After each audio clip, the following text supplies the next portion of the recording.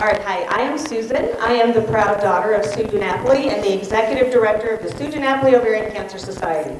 My mother died in 2005 from ovarian cancer. During her 5.5-year battle with this disease, our family noticed a lack of services for women with gynecologic cancers and a lack of awareness for ovarian cancer in general.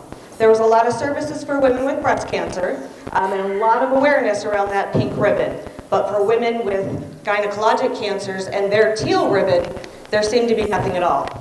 In 2007, my father and my sister organized an ovarian cancer awareness walk in honor of my mom. It was from Palmer Lake to Monument on the Santa Fe Trail. I thought it should have been from Dillard's to Macy's at the Chapel Hills Mall. That was a route my mother and I knew well. Needless to say, my sister's plan won out, and in August of 2007, 60 people came out to support that event. We had 56 of our closest friends and 4 people we didn't even know. And that was super cool. In 2009, my sister wanted to up her game. She wanted to do a 5K run and a 3K walk. Again, not my cup of tea, but my sister persisted, and in 2009, Be Ovary Aware 5K run, 3K walk was born. We did this event annually as a family for years. We started to notice the same families were coming back year after year. They were coming to celebrate and honor the women in their lives that they had lost to ovarian cancer. We didn't realize it at the time, but that was when we started to build our tribe, our teal tribe. Soon these families wanted to get involved and they wanted to help us plan the event. They wanted to help us get new sponsors and new participants. And that's when we realized we needed a 501c3.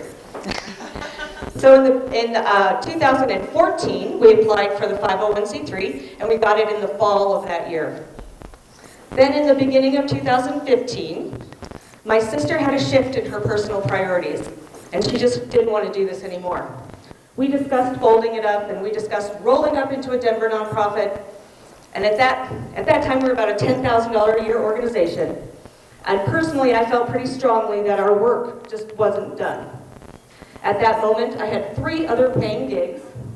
I was an international eBay power seller. I was a consultant for a local jewelry store, which I loved doing that. And I was a property management. I did property management for my dad's rental properties. All of these things provided me with income. Keep in mind, I have no nonprofit experience.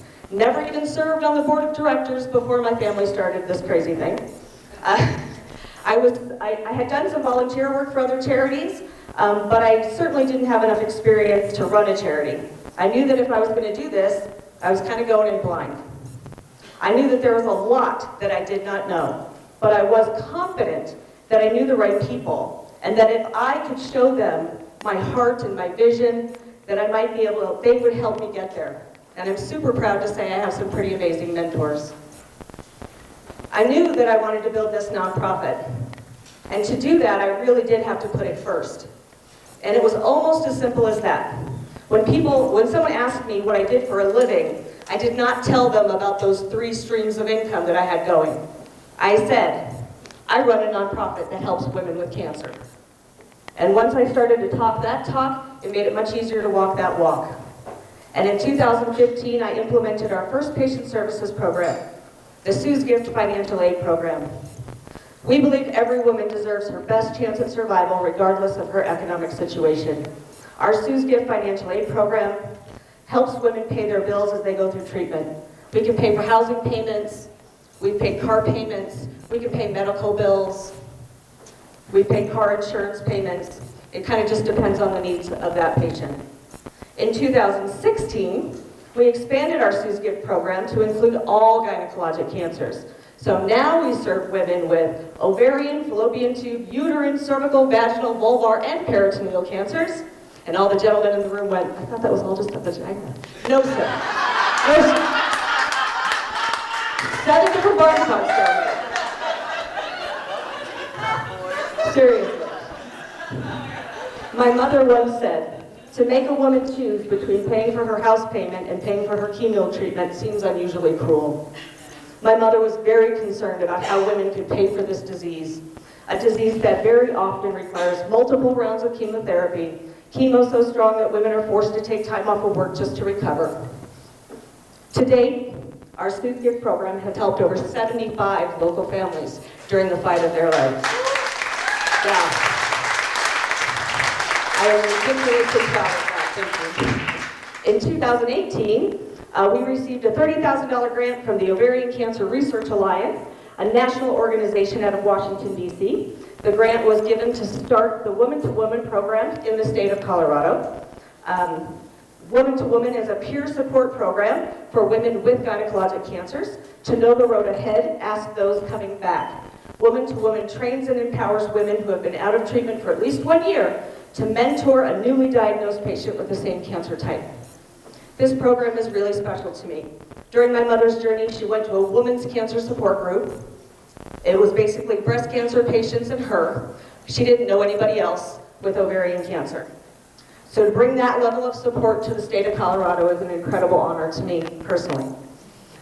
We also continuously run awareness campaigns to educate the community about the symptoms and the risk factors of ovarian cancer, specifically ovarian because it is the deadliest of all the gynecologic cancers. Our National Teal Day campaign features local news, radio, and TV personalities wearing teal and sharing the symptoms and risk factors of ovarian cancer on their media platforms. So I would encourage you all to join in with us and wear teal on September 6th, which is the first Friday in September, which is National Wear Teal Day. Also, if you want to get involved, we're doing the Be Ovary Aware race September 22nd.